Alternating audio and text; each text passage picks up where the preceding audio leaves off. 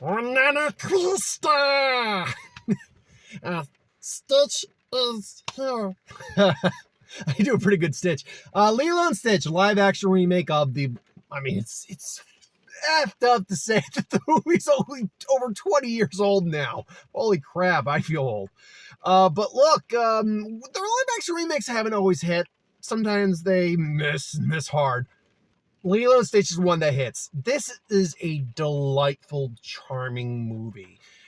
In no small part, not just because of Stitch, who is very well animated. I did have an initial kind of uncanny valley look with him a little bit. He was a little off looking at first, but from the trailers. But no, you warm to Stitch very quickly. He's very charming. Same guy coming to voice him again. But the girl who plays Lilo, my God, is she a treasure? Is she just so very? Because it's not a one-to-one of the original film, not just in dialogue. I mean, there's a lot of the same dialogue, scene structure, all that, but there's like scenes and dialogue that play out differently. And the whole time I'm like, no, this is Lilo. This is a girl who's clearly awkward, a little different.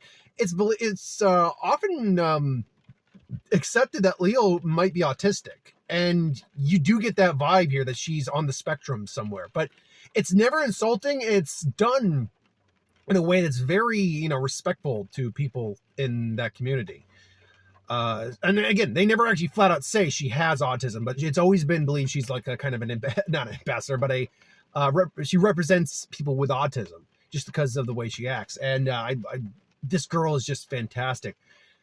And just like in the original, the scenes that work better aren't the alien scenes. The alien scenes are fine, just like they are in the original.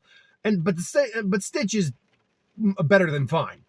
It's the family interpersonal connections that work. There's payoff for things they just talk about, where you look at it in the scene, you realize, oh, that's what's going to happen. And then you realize something happens and your heart kind of breaks, but then it gets happy again.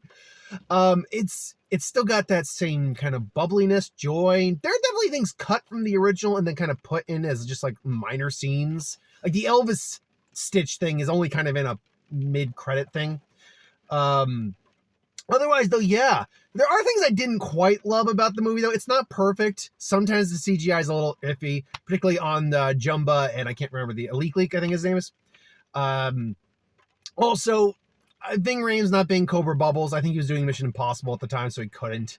They did do Bubbles is a little different in this, and I'll be honest.